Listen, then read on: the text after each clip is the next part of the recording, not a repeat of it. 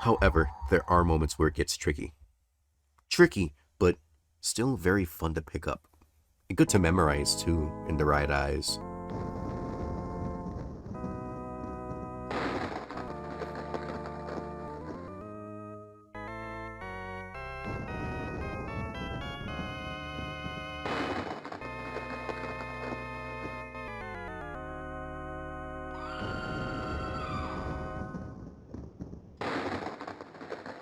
Talk about theatrics for a game that released in 1988. Get a clue.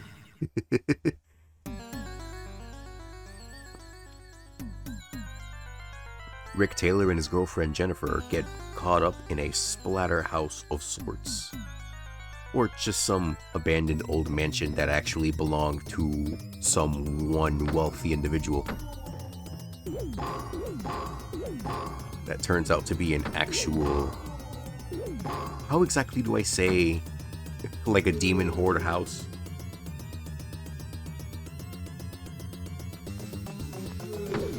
So to strike vengeance upon the ones who inflicted this pain, the terror mask forms.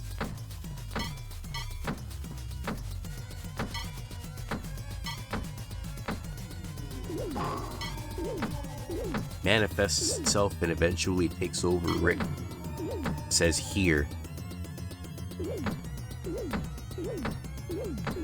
you have ungodly power, or at least limited power to some extent.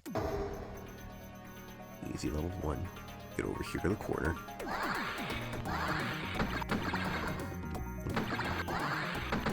It's literally the best strategy for this particular area is hug the right wall, mash your punch button.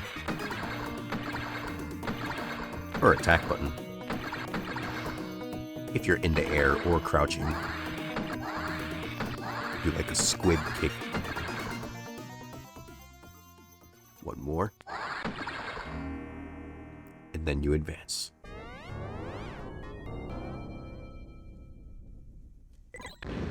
You gain 1 hit point after you clear every level. Or stage, as they're referred to in this game.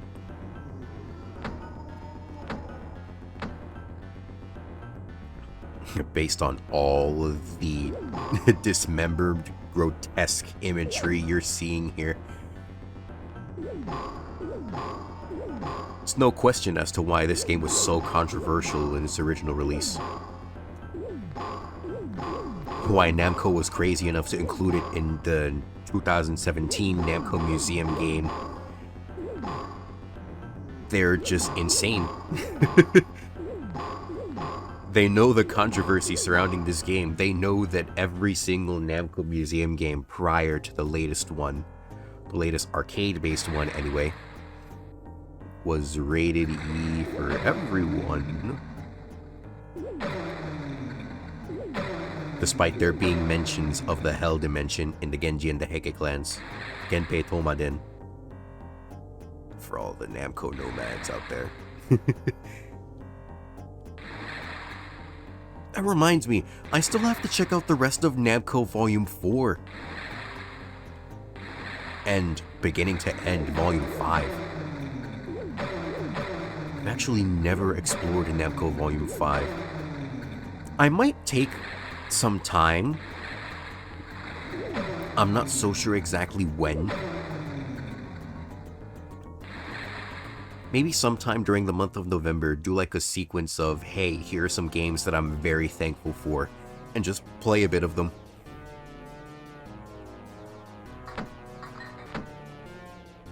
Our second boss is a poltergeist. Endure the damage enough times. Shatter the chair. The knife comes to life. Punch the knife.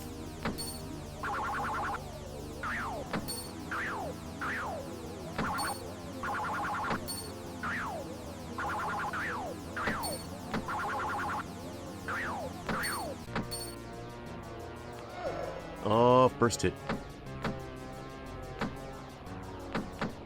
Next, the picture frame comes alive. It takes 8 hits. Steer clear of the middle. The stars forbid you have a good fight, then all of a sudden you lose to a falling chandelier. It's not even a chandelier.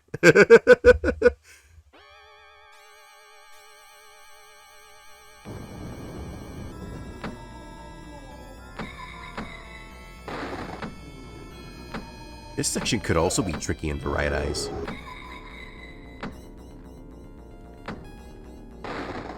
It's more so a matter of playing it safe, playing patiently. If you hover around those light spots at all, extra life at 30,000 points. If you hover around those glowing spots at all, a hand will come out and drag you towards a lower section of the area.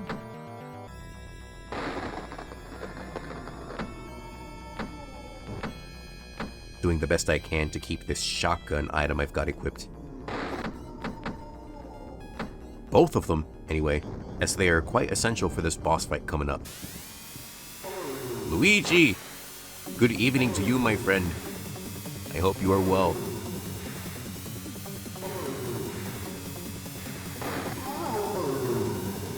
Breezing through Splatterhouse here. Not a problem. I'm doing well, thank you for asking. I hope you are too. I made my announcements earlier saying I'm a member of the Twitch Retro Creator Club. I'm just glad it wasn't that difficult to get into.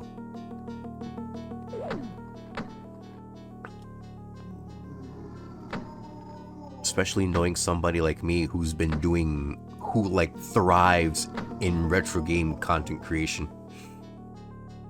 Luigi is still awaiting his response. Ooh, sweet, you applied too. Very nice. The Twitch team page is not yet official. There are still some things they're working on. However, I did recently update my About Me section to include info on the Twitch Retro Creator Club, information about Club CRT, which is another amazing stream team I'm proud of. Ooh, the mirror room. Fifth one.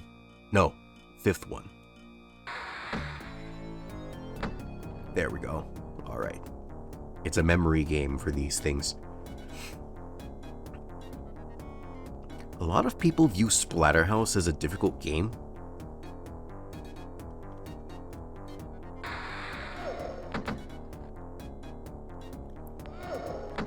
Given, I can see why.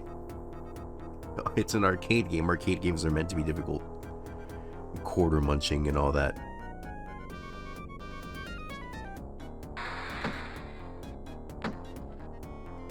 Usually one slide kick will be enough to take out the mirror mimics. Then from there comes Boss Room, Church Hall. The old X-Men arcade game was difficult too. Oh yeah. As much as I've enjoyed hearing about the X-Men arcade game, I actually haven't played it. And if I have, then I've only done so very casually. This axe actually does a really heavy set of damage. The kicker here is you're supposed to hit the reverse cross.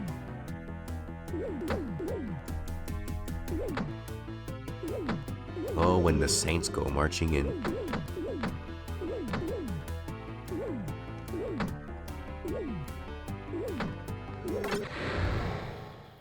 That section right there is actually really good for score farming if you're going for high score runs. I don't think there are timers or anything allowed on boss fights, and if there are, I may forget.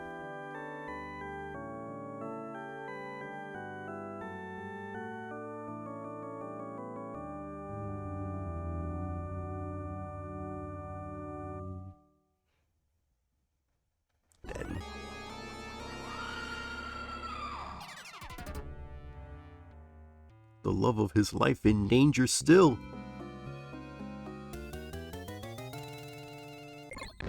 We must see what's going on. This is where the game can kind of get tricky if you don't know what you're doing.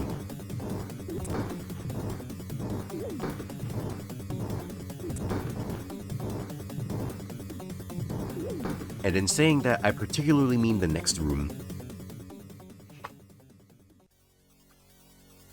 There are these angled platforms, sliding segments.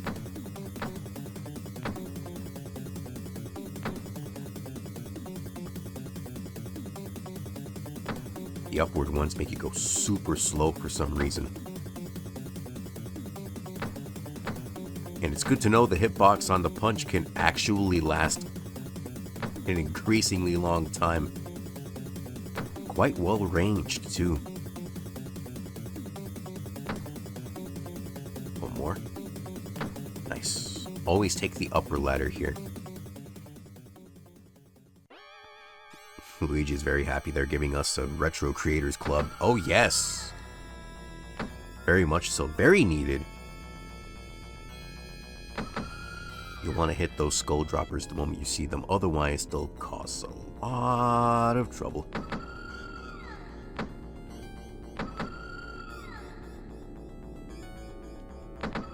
Skull dropping ghost girls. Nice. Smooth. Okay. Another mirror room. Nice. As I did say, one slide kick would be enough to take him out. Second mirror. Fourth mirror. Oh. Oh my goodness, that was close. And this mirror next. Something's gonna hit me. Oh, I could skip that one entirely. This is gonna be a problem. The boar worms. Oh, okay. Remember, 1 credit, not 1 life. We still have 4 lives left. Our goal tonight is to make it to the end of Splatterhouse without getting a game over. Losing a life on round 5, stage 5.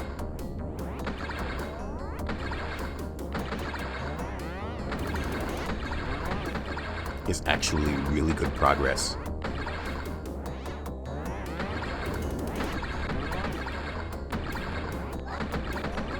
Nice. I know for a fact it's the furthest I've gone without losing a life. Here's the boss room. We find Rick's love, Jennifer. What have the creatures done?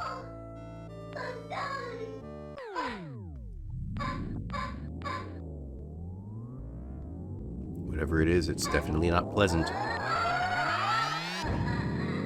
You see the fluidity in that animation? For 1988, that was wild.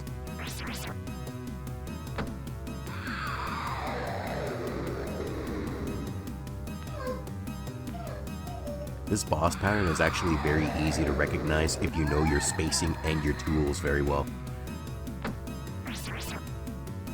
Much like a fighting game of sorts.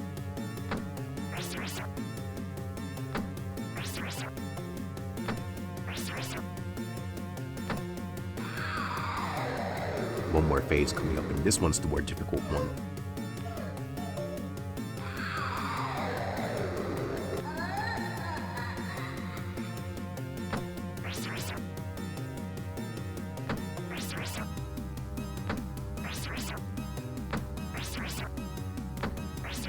Ooh? Ooh, cool. Damageless boss fight. Nice.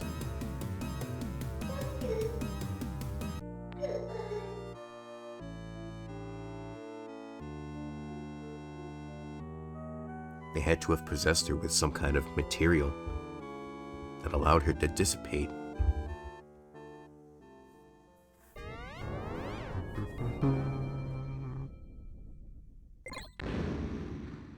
this.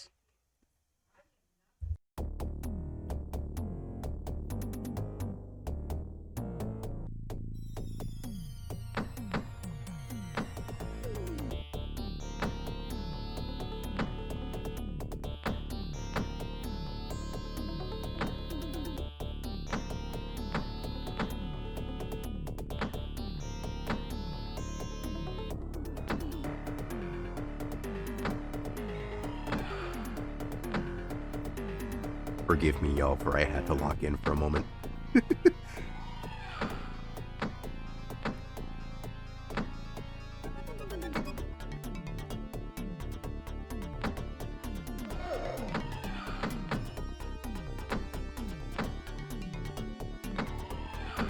This specific level gets very troubling if you don't know what you're doing.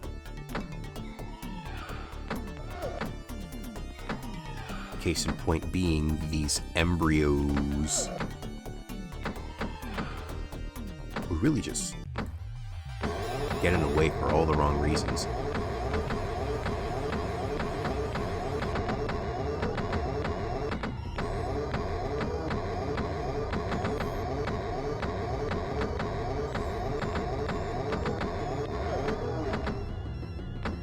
Nice.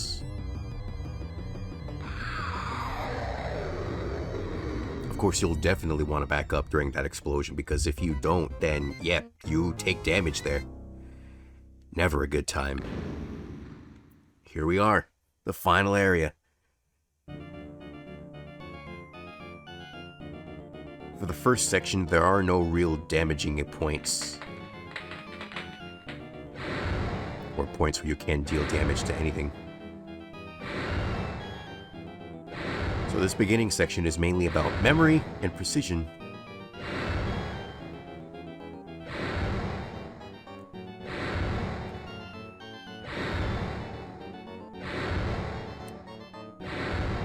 Ooh, I almost slipped my grip there. The terror mask manifests hell chaos. Apparently the growing rubble can still hurt you somehow. Dodge the hands, they're huge. I couldn't move.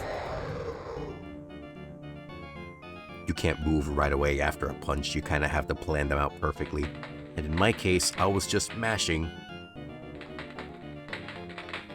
It seems to normally be how things work around here.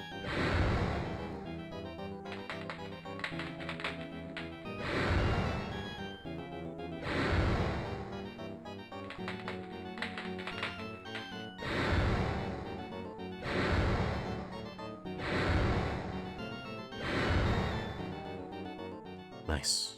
Smooth opening. Now for big fight.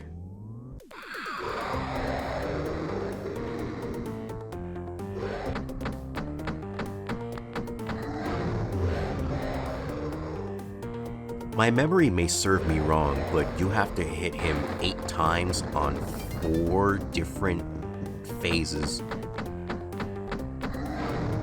Phases 1 and 2 are fairly simple. For the 3rd and 4th ones, these incredibly grotesque hands will come out and start attacking you midway through.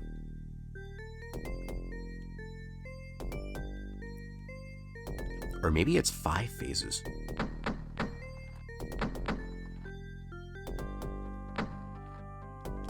Ooh. With the right placement and precision play. No hit runs on this boss fight. Aww. Nice. There we go. That's our clear for the day.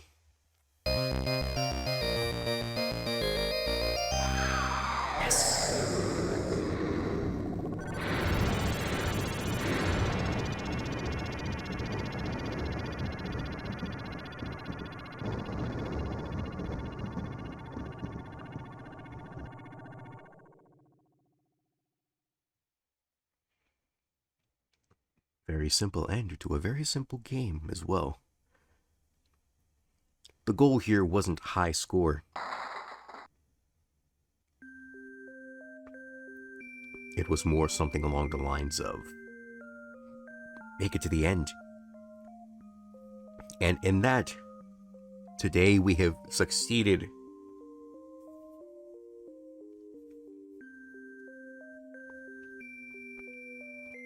in reasonably great fashion. Ooh. Will you take a look at that? Nicely done.